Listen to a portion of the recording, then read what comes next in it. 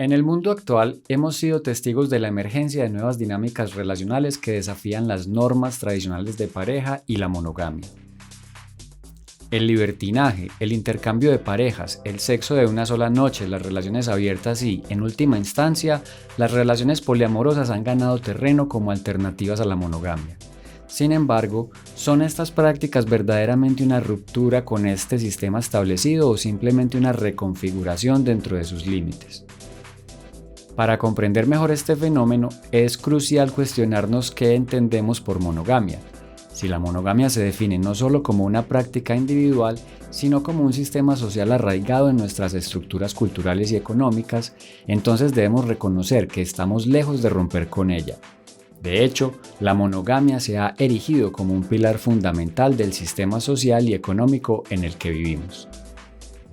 En este episodio de Historia sin Esquemas, exploraremos las diversas manifestaciones de las relaciones no monógamas en el contexto posmoderno, analizando cómo estas nuevas dinámicas desafían, pero también perpetúan, las normas sociales y las estructuras de poder existentes. ¿Qué implicaciones tienen estas prácticas para la forma en que nos relacionamos y nos concebimos a nosotros mismos? ¿Cómo podemos imaginar y construir relaciones más inclusivas y respetuosas en un mundo dominado por el capitalismo? Acompáñennos en este viaje mientras nos adentramos en las complejidades de las relaciones amorosas y exploramos las posibilidades de un futuro más igualitario y consciente. Somos Johan y Carlos y esto es Historia sin Esquemas. Johan, bienvenido una vez más a Historia sin Esquemas. Ya empezamos la segunda temporada en esta aventura por la historia, por la filosofía, por las relaciones, por el amor.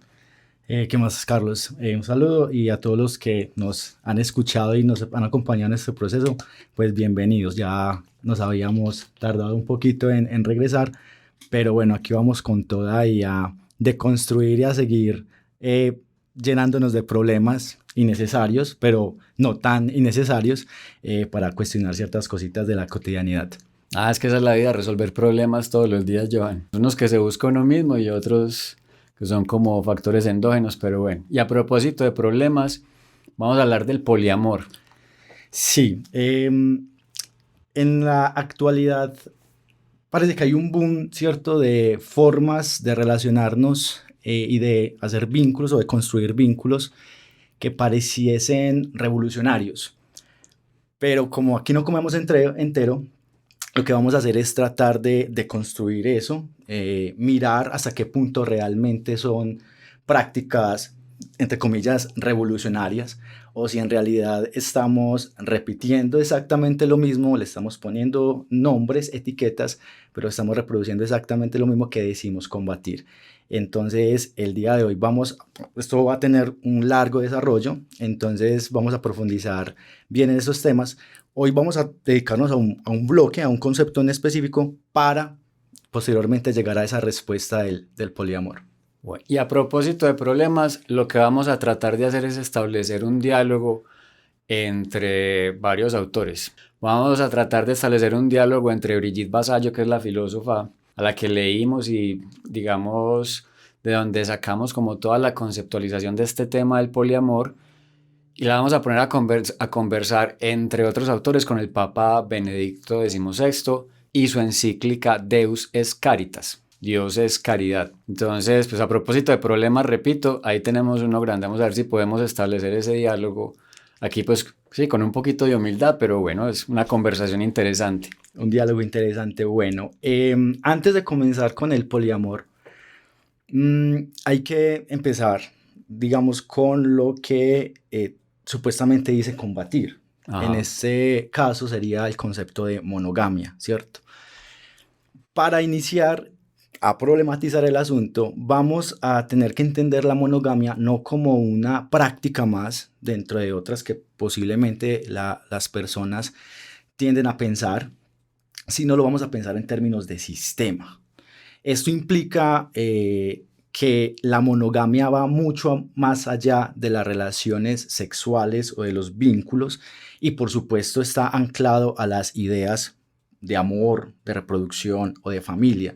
Es decir, la monogamia no es una decisión que toma una pareja o que toman dos individuos dentro de una pareja o dos individuos que deciden conformar una pareja. La monogamia es una estructura.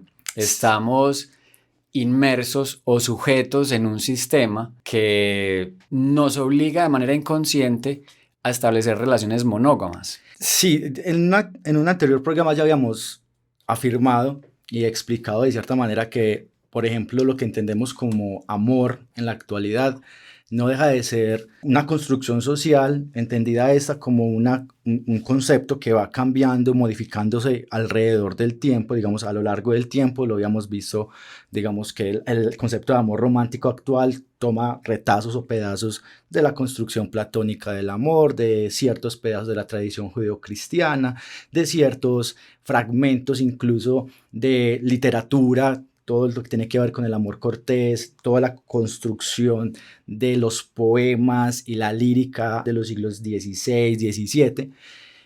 En ese sentido, esa construcción del amor, por ejemplo, viene a ser funcional dentro de un sistema como el sistema monógamo. Aquí hay que partir de la idea, y es una tesis fundamental que estamos hablando desde las ciencias sociales, y es que el creernos libres es, digamos, la creencia del sentido común. Uh-huh. Yo soy libre, yo tomo mis decisiones por mí mismo, y ¿cierto? Pero cuando hablamos desde una estructura o un discurso social, tenemos que entender que como individuos, en realidad estamos sujetados, como sujetos, estamos sujetados a una serie de discursos y dispositivos previos a nosotros mismos. Es decir, estructuras que condicionan nuestras decisiones. Claro. En verdad, no somos libres prácticamente en nada. En nada. Podríamos comparar eso con la matriz. Sí, ¿no? Claro, por supuesto. A ver, yo le digo a mis estudiantes siempre, vean, cuando ustedes vienen a este mundo, ¿quién pidió primero, nadie pidió haber nacido, ¿cierto? Llegamos escupitados a este mundo y no llegamos y salimos del vientre de nuestras madres y no quiero hablar español, quiero hablar inglés. De entrada, ya estamos condicionados por un lenguaje que nos antecede. En ese lenguaje vienen inscritas ciertas imágenes culturales, ciertos valores, ciertas reconfiguraciones sociales que a lo largo de la vida y por medio de instituciones que nos van socializando en determinada cultura y en determinada forma de comportarnos, pues vamos adoptando, ¿cierto? A partir del lenguaje, ciertos valores y en este caso, por ejemplo, las formas de amar. Y en esa, digamos, estructura, en ese dispositivo dentro del cual nacemos, se empieza a dar desde el día 1 la monogamia. Porque si entendemos la monogamia como o que tiene la monogamia un sentido identitario, la relación que establecemos, por ejemplo, con la nación, con el Estado, es monógama. Nosotros solamente tenemos una nacionalidad, solo podemos amar a nuestro país y esa identidad va permeando todas las esferas de nuestras relaciones, el equipo de fútbol, nuestra pareja y la nación. Empezamos a entender la monogamia como un dispositivo que regula todas las relaciones que nosotros establecemos, como un sentido identitario. Nación, Estado, pareja, familia, núcleo social, etc. Sí, esa es una de las tesis principales de Brigitte Vasallo, que cuando ella habla de sistema monógamo, lo habla en tanto sistema de pensamiento, que más que regula determina. Efectivamente cuando nacemos, digamos, ojo a esa palabra, lo normal, que volvemos a explicarlo, es la normativización de un tipo especial de vínculo. Se vuelve normal. Ya más adelante ahondaremos cuáles son las raíces históricas de este entramado y de esta forma de hacer los vínculos. Pero efectivamente, desde que estamos, digamos, en cierta cultura, crecemos bajo unos parámetros, ¿cierto? Viendo, mis papás se relacionan de esta manera, generamos vínculos de esta manera, pero también a nivel social, también lo dice, y como lo acabas de explicar, el pensamiento monógamo, trasladémoslos, fidelidad, un vínculo que trata de perdurarse en el tiempo y de larga duración, generación de identidades además confrontacionales, ¿cierto? Es decir, en la pareja monógama hay un asunto de la exclusividad. Ajá. Solamente puedo ser exclusivo de esa persona, pero miremos también que ese pensamiento se traslada luego a la forma en que nos relacionamos también con el fútbol. No podemos ser hinchas del Nacional y Medellín al mismo tiempo, o sos del Medellín o sos del Nacional. No hay forma. Veámoslo incluso en la política, una forma totalmente polarizante, dividida en dos, binaria, en la que o soy de esta tendencia política o soy de la otra. desde la forma en que nos relacionamos o establecemos los vínculos desde el fútbol hasta incluso la pareja, son formas monógamas. A eso se refiere Brigitte Vasallo con el establecimiento del sistema monógamo como sistema, no como una práctica simplemente, sino como sistema social que determina la forma de vincularnos socialmente y de forma también de generar identidad colectiva y de grupo. Hay un término en estas relaciones que es la superioridad. Si yo estoy en una relación, tengo un grado de superioridad, soy mejor visto por la sociedad, ¿cierto? Hay una positivación de la exclusividad. ¿Cómo explicamos esa superioridad en un sistema monógamo o sea, cómo esto que creemos nos da estatus realmente nos tiene sujetos como sujetos de la sociedad? Hay un elemento del pensamiento monógamo que Brigitte Vasallo explica de manera, a mi modo de ver, fascinante y revelador cuando uno empieza a leer y a cuestionar la realidad misma. Y es que dentro del sistema monógamo, la forma en que, vuelvo y repito, generamos los vínculos, existe una jerarquía, ¿cierto? Es decir, eso es lo que ella discute, que en el sistema monógamo se establece una jerarquía de las relaciones sociales. En el ámbito de la pareja, observemos cómo a nivel social no hay ningún otro vínculo que la sociedad resalte más. Pensemos en el cine, pensemos en la música, las artes. Y desde hace mucho tiempo. Y la cultura popular. El vínculo por excelencia, el que la mayoría supuestamente debemos aspirar y también se vende como si usted no tiene eso, es un fracasado, o fracasas en tu proyecto vital. O está excluido. O te sentís excluido, es la pareja. Hay a nivel social una positivización del vínculo de la pareja y se establece como el vínculo por excelencia a establecer por encima de otros. Luego estaría entonces los vínculos consanguíneos, tu familia, ¿cierto? Nunca traicionar a tu familia, no ir en contra de tu familia. Es un vínculo que está en segundo grado de importancia en la forma en que establecemos las relaciones.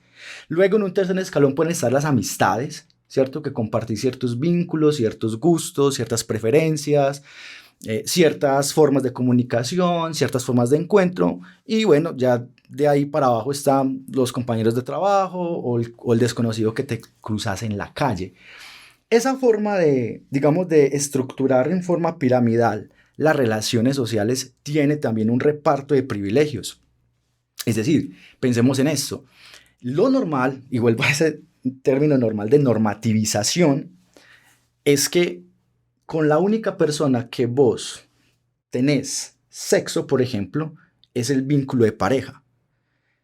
Eso es porque dentro del sistema monógamo, como lo explica Brigitte Vasallo, el sexo ha sido tomado como un elemento de exclusividad o una actividad que solo está, digámoslo, marcada o está, digámoslo, delimitada al vínculo de la pareja, porque este permite además tener una función tremendamente funcional, que es la reproducción. Sí, porque tiene un objetivo, la reproducción, que es generar más individuos para nutrir el sistema. Es que aquí es donde empezamos a ver, o la conclusión que uno de manera muy personal saca es que esta es la verdadera matriz. La matriz no es una entidad alienígena que viene a conquistarnos, sino que la matriz es un ente de poder que está controlando nuestras acciones.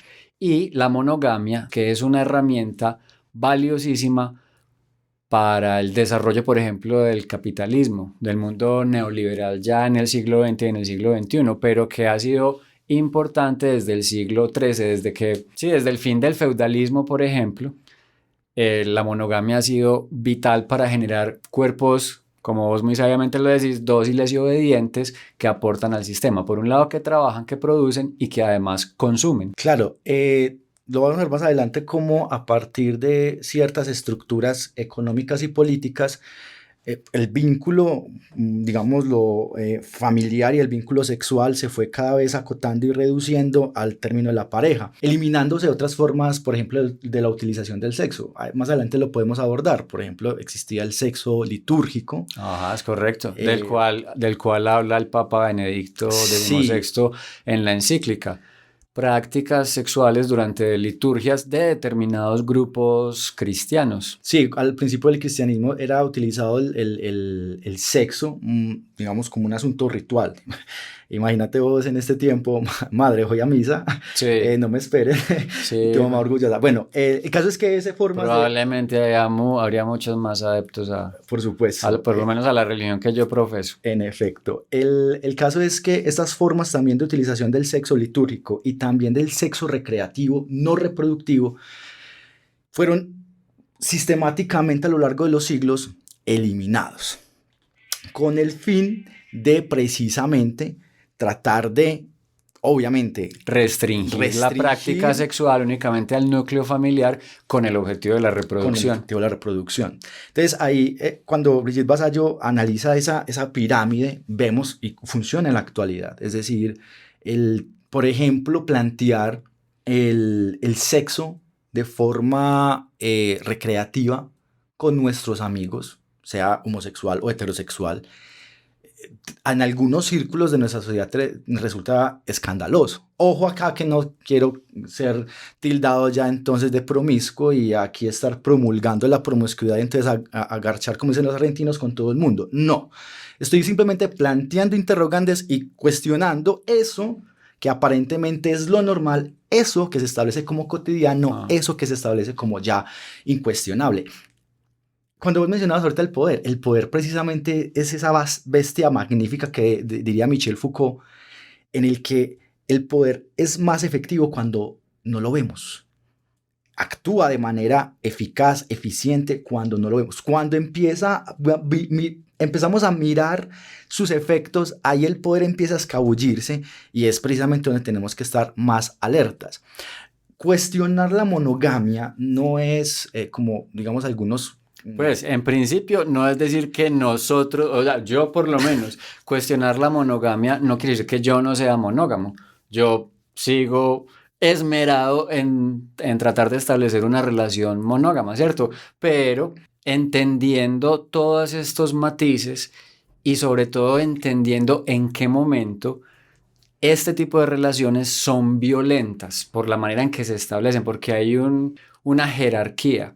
Y porque las relaciones monógamas son particularmente violentas con el género femenino y a lo largo de la historia han sido muy violentas con el género femenino, esa es la parte, pues repito, a título personal esa es la parte que más me interesa, porque si nos pueden tildar de lo que sean, estamos hablando de poliamor, pero ni siquiera nos queda claro qué es el poliamor, porque se van a dar cuenta que desde la semántica vamos a llegar a conclusiones muy distintas de lo que se promulga o de lo que se cree. Claro, yo creo que hay que hacer una claridad. Cuestionar la monogamia, en realidad lo que estamos haciendo acá más que cuestionar la monogamia es cuestionar la monógamo normatividad. Eso, es que ese tipo de vínculo se vuelva normativo. Ajá. Y en esa normatividad es donde se generan las violencias. Y que a su vez valida la heteronormatividad, porque entonces nuestra sociedad está condicionada para parejas monógamas y heterosexuales.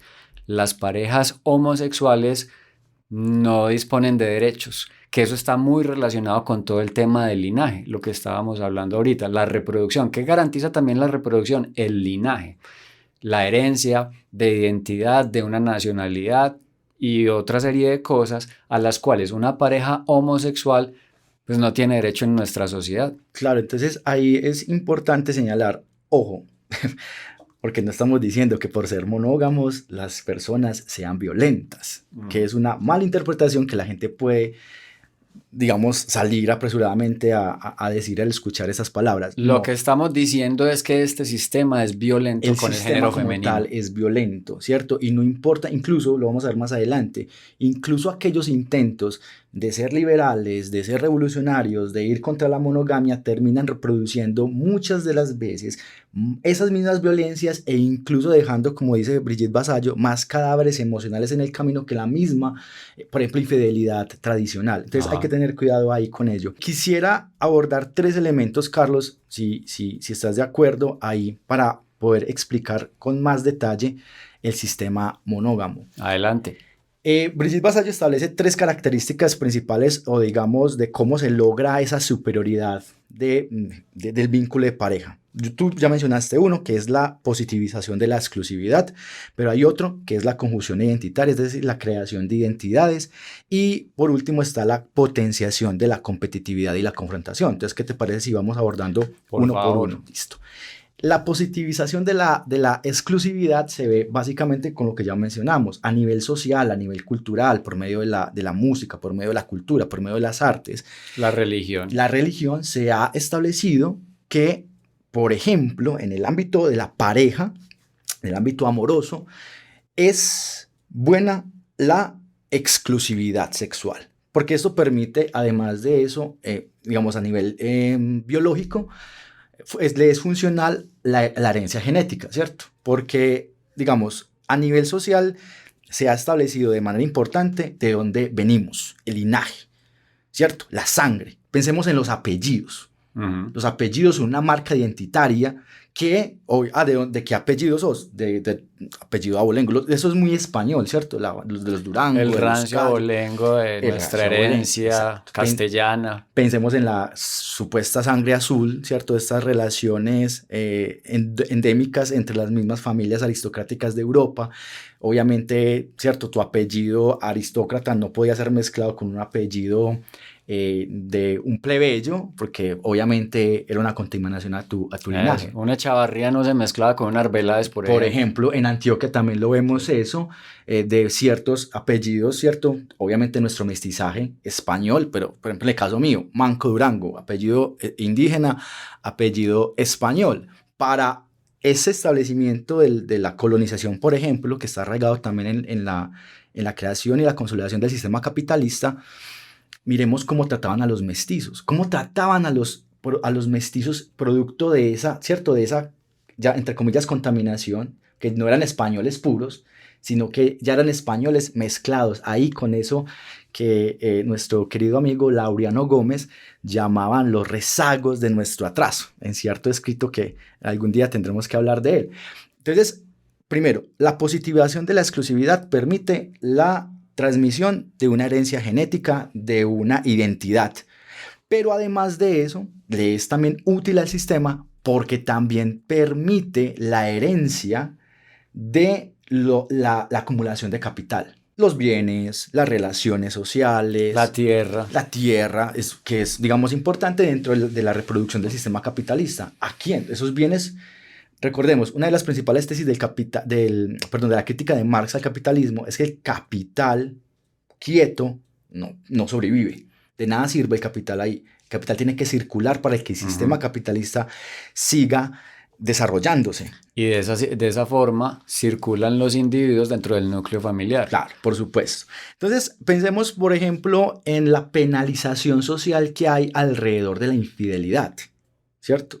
La penalización social alrededor, por ejemplo, de la utilización del sexo más allá del vínculo reproductor. Yo creo que lo mencioné una vez en un programa. En Colombia, por ejemplo, estuvo penalizado para las mujeres solo la sospecha de concubinato y la sospecha de serles infiel a sus maridos, con penas que iban desde los 8 a 6 meses de cárcel. Si el marido sospechaba, el marido podía ir a la estación de policía y decir: esta mujer creo que me está haciendo fiel, por favor. Y la policía, efectivamente, eso estaba en el Código Civil. No ocurría lo mismo del lado contrario. De Platón para acá, la mujer ha sido vituperada por este sistema. Claro. Castigada. La exclusividad sexual ha pegado con mayor fuerza, ha impactado con mayor fuerza a los cuerpos femeninos en tanto que cuerpos embarazables. Eso sonó brillante. Pero, Bueno. pero sonó, digamos, algunos pensarán... Modestia, apártate. Pero unos pensarán que es... No, estos manes están muy conspiranoicos. Yo te he dicho ya, Carlos, que las teorías de conspiración son muy cómodas. Me gustaría, ¿cierto? Porque no hay nada más cómodo que decir, sí, allá en ese lugar específico está el poder, esa élite, los Illuminati, No. y allá están los políticos. Una de las condiciones de la conspiración es que realmente existe, está lejos de donde creemos que está y es mucho más grande. Porque esa es una de sus virtudes, el engaño. Nos sorprendemos entonces que el poder no está en una forma exterior, sino en nosotros mismos. ¿Cuántas veces nosotros mismos, hagamos cuenticas de nosotros mismos, por allá en nuestro más oscuro rincón, no hemos sentido en alguno de nuestros vínculos afectuosos y sexuales, siendo amenazados en nuestra identidad, en nuestro ego o en nuestra autoestima, el hecho de que una pareja X esté disfrutando con otra persona? Voy a poner un ejemplo que lo pone Brigitte Vasallo en algunas de sus conferencias. Cuando yo digo, ¿dónde está tu pareja? Ah, mi pareja está tomando café con Juanito de tal. Casi no pasa nada, a menos de que seas un tóxico de mierda que prenda las alarmas. Pero pensa, no, mi pareja está en este momento disfrutando de un concierto con otra persona o está disfrutando de alguna otra cosa. No pasa casi nada si es una mente, digámoslo, no tóxica, medianamente con una madurez emocional. Pero vamos a eso. ¿Por qué a algunas personas el hecho de que su pareja esté tomando café puede ser un signo de amenaza? Porque en esa taza de café, piensa la persona, puede generar las condiciones o una situación que puede llevar a que el cuerpo de esa persona tenga relaciones sexuales con otra persona. Sí, se pierde la exclusividad. Se pierde la exclusividad. Tan importante. Es un asunto ahí. Incluso la pérdida de exclusividad dentro de una relación monógama es vista y ojo, acá no lo estoy criticando, sino que lo estoy poniendo en perspectiva. Tiene algo, y lo he escuchado tanto de hombres como de mujeres, no, es que se acostó con otra persona, esa persona ya pierde valor. Sí, pero sí, primero que todo supone una tragedia. Supone una tragedia para la otra persona, porque se rompe ese vínculo exclusivo, esa potenciación del sujeto que hace parte de una relación que ha alcanzado determinado estatus porque está dentro de una pareja en este sistema que estamos describiendo y porque es algo que tenemos interiorizado, como lo hemos venido contando en todos nuestros programas, es algo que está desde hace muchos siglos interiorizado dentro de nosotros y que pues realmente es una cosa pues no absurda, pero sí es muy difícil prometer amor eterno. Pero son las promesas del sistema que digamos, se siguen reproduciendo. Por ejemplo, vuelvo a este asunto de la positivación de la exclusividad. Pensémoslo en simplemente cuando estamos saliendo con X o Y persona, sobre todo si, digamos, en el mundo heterosexual, vas caminando con una amiga, ¿cierto? Y te preguntan, ¿son pareja? Y la respuesta automática de muchos, si están en alguna relación ya con otra persona, es no, solo es mi amiga. Somos solo amigos. Ese solo ya tiene una carga simbólica. No es tan importante, no es tan arriba. Y ya sabemos de entrada, qué es lo que implica estar en pareja. Qué pesar de la amistad. Si se devuelven a nuestra primera temporada, recuerden el episodio 5, el que hablamos de la amistad desde la esfera del hedonismo y se van a dar cuenta de lo importante que es la amistad y las relaciones con nuestros amigos. Y realmente es una relación castigada por estas dinámicas identitarias y de todo lo que estamos hablando, de que la amistad no tiene tanto valor como la relación monógama. Claro, pensemos en ese solo de nuevo, en un caso hipotético, claro está, porque es una excepción. Cuando las relaciones fracasan, ¿quiénes son los que quedan alrededor para soportar a ese individuo quebrado, agotado, explotado, casi moribundo que queda muy usual después de una relación? Los amigos. O las amigas. Son esa primera red, ese primer golpe, incluso más que la misma familia. pero aún así, a nivel social, a partir del lenguaje y las formas de las dinámicas en las que nos relacionamos, tenemos esa jerarquía entre las relaciones amorosas y las relaciones, digamos, de amistad. ¿Y cuál es la marca principal de identidad? El sexo. Para nuestra sociedad, en la mayoría de los círculos, es incluso transgresor pensar en relaciones sexuales entre amigos. O pensar que, por ejemplo, si hay relaciones sexuales, miremos la carga simbólica que tiene el sexo, por ejemplo. O sea, sexo en gran parte de la sociedad, en gran parte del imaginario, no se tiene con cualquier persona, ¿cierto? Salen discursos, de nuevo, no estoy haciendo una crítica destructiva, sino sí, estamos mostrando un análisis de que en realidad la relación sexual está sublimada. Bueno, yo no sé si desde la psicología se puede decir sublimada, pero digamos que sí está elevada y que tiene un carácter trascendental la relación sexual por todo el tema relacional, ¿cierto? Y que eso nos lleva a un estado superior por encima de otros niveles, ¿cierto? Cuando tenemos relaciones con una sola pareja que es exclusiva, en fin, eso es lo que estamos explicando.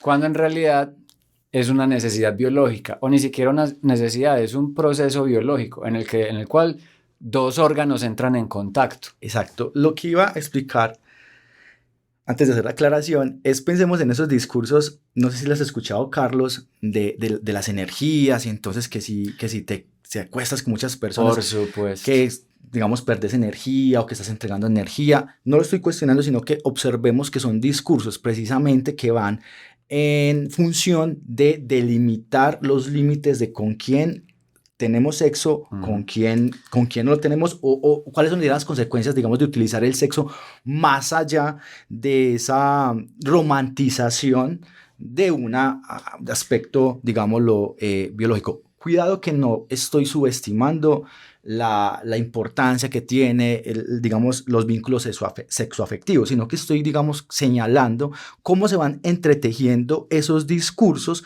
para legitimar ciertas prácticas y ciertos espacios de esas prácticas. Es que ahora que mencionas eso, Johan, es simplemente el medioevo maquillado con un poquito de espiritualidad y como con otros elementos. Para este programa, además pues de leer algunos autores, también realizamos entrevistas y consultamos con personas que en algún momento de su vida han llevado relaciones simultáneas, han tenido más de una pareja. Entrevistamos a una mujer y una de las conclusiones es que en realidad en el mundo poliamoroso, lo que entendemos hasta este momento como poliamor, en el mundo o en las relaciones poliamorosas, en realidad se vive con mucha soledad, porque no todo el mundo está dispuesto a entablar este tipo de relaciones, mucho menos si quien lo propone es una mujer, porque para los hombres resulta casi que ofensivo el planteamiento de esta posibilidad, ¿sí? Entonces, a esta persona que entrevistamos le pasó algo curioso. Ella tenía dos relaciones simultáneas. Ambas personas estaban enteradas, o sea, era completamente hedonista en términos o según las condiciones que planteaba Michel Onfray de todo lo que explicamos en la primera temporada. Había una ética porque las personas involucradas en esta relación estaban enteradas. Pero una de sus parejas empezó a distanciarse y empezó a separarse y pues finalmente rompió la relación argumentando que las energías de la otra persona o de las otras personas con las cuales se involucraba esta persona estaban afectando las finanzas de este individuo. O sea, que las energías de las otras personas afectaban, ¿sí?, sus finanzas y que le estaba yendo mal en los negocios.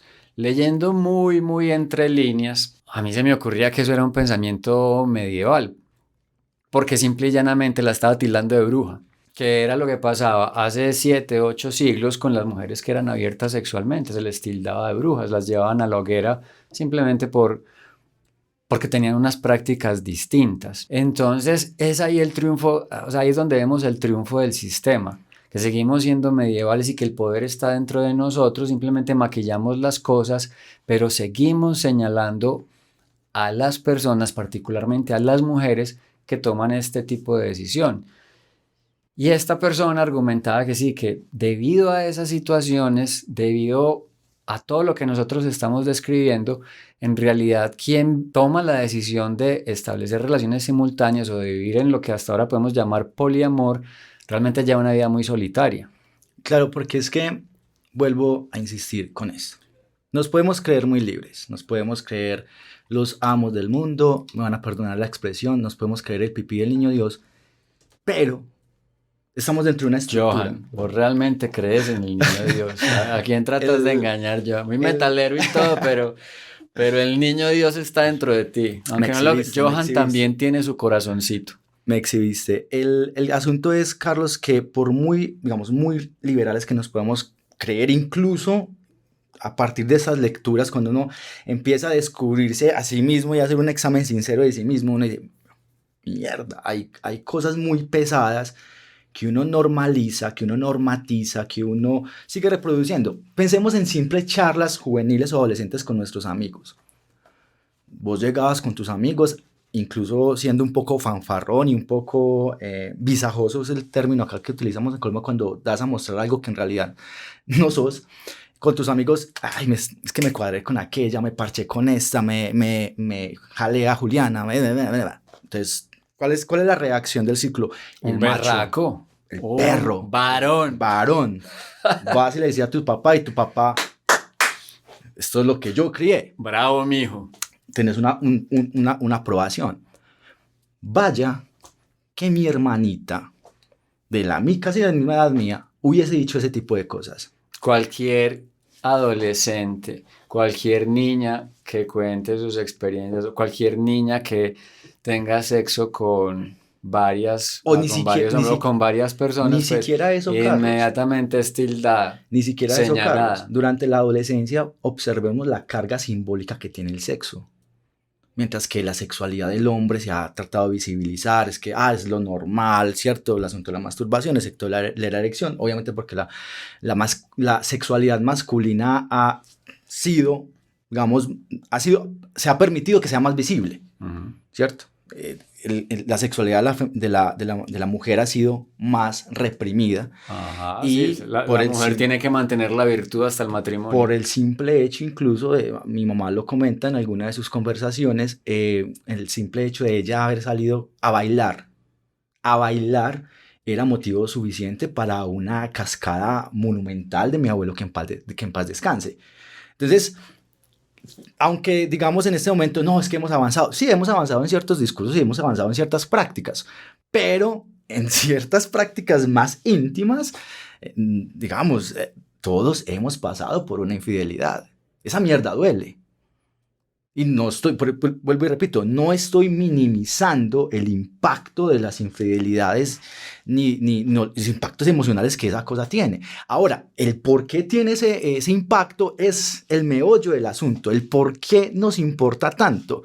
Porque cuando el amigo de nosotros viene y nos dice, hey, hoy no puedo ver el partido contigo, o hoy no quiero tocar guitarra contigo, hoy no quiero jugar play con vos, o no me quiero tomar las cervezas con vos y me voy para otra parte, uno dice, bueno, suerte, chao.